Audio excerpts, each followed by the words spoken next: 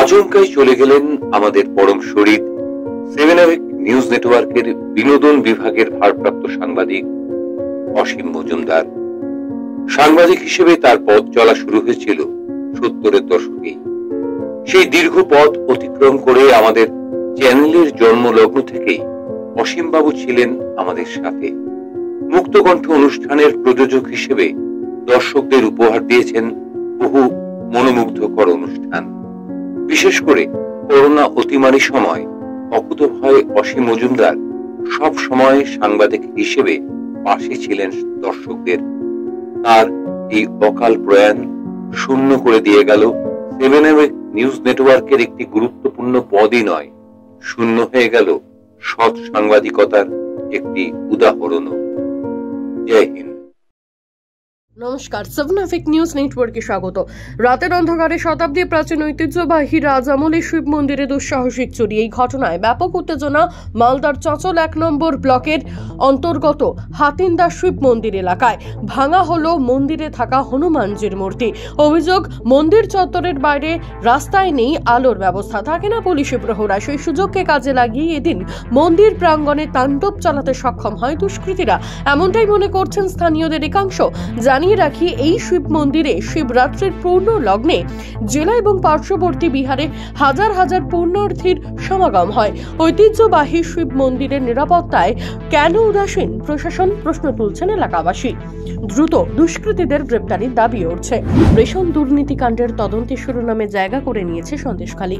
5ই জানুয়ারি ইডির ওপর হামলা চালানোর ঘটনায় 7 জনকে গ্রেপ্তার করা হলেও তবে 12 দিন পার, এখনো অধরা এই গল্পের নায়ক শাহজাহান।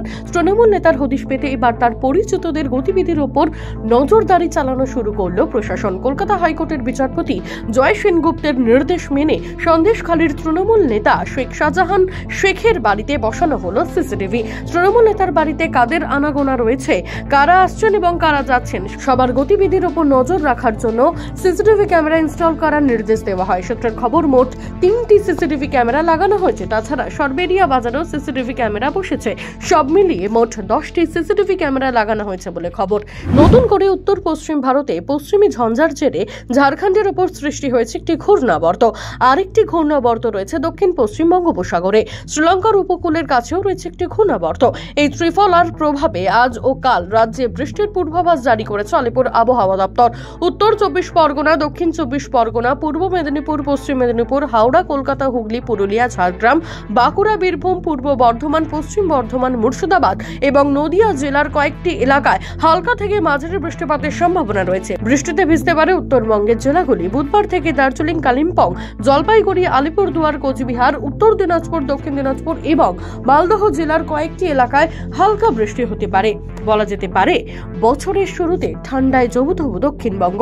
আগামী 22 তারিখ অযোধ্যায় রাম মন্দিরের উদ্বোধন। তার আগে বনগাঁর বিধায়ক সহ হিন্দু সনাতনী সম্প্রদায়ের মানুষের হাত ধরে পেট্রাপোল সীমান্তের 0 পয়েন্টে দাঁড়িয়ে বাংলাদেশি সনাতনী হিন্দু ধর্মের মানুষের হাতে তুলে দেওয়া হলো অযোধ্যার পূর্ণভূমির রামচন্দ্রের পূজিত চাল। সঙ্গে ছিল রাম জন্মভূমির ছবি সহ লিফলেট।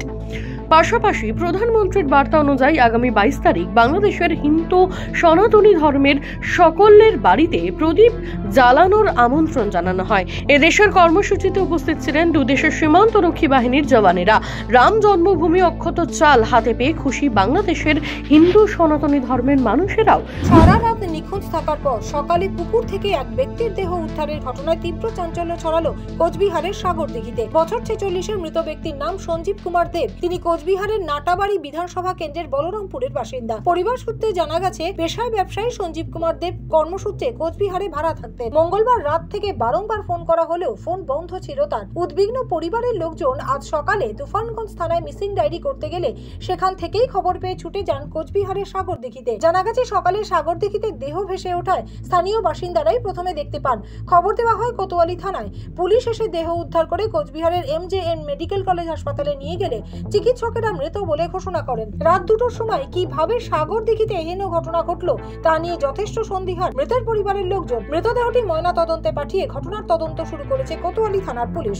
বামেদের বিক্ষোভে উত্তপ্ত হয়ে উঠল মুর্শিদাবাদ জেলা।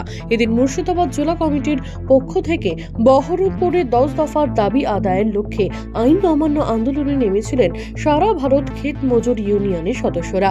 নির্ধারিত কর্মসূচি অনুযায়ী এদিন দুপুরবেলা মুর্শিদাবাদের বহরমপুরের ক্ষেত মজুর ইউনিয়নের অফিস থেকে একটি মিছিল বহরমপুর মোহনা বাস স্ট্যান্ড হয়ে গির্জার মোড় হয়ে টেক্সটাইল কলেজে এসে পৌঁছতেই তাদের পথ আটকে প্রশাসনিক আধিকারিকেরা দাঁড়ালে পুলিশি বাধা পেরিয়ে মিছিলে অংশগ্রহণকারীরা এগোনোর চেষ্টা করলে বাধে গন্ডগোল।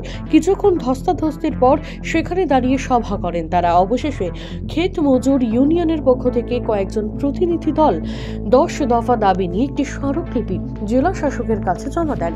গণেশ সাহা, সাবনাভিক নিউজ, মুর্শিদাবাদ। জয় হিন্দ।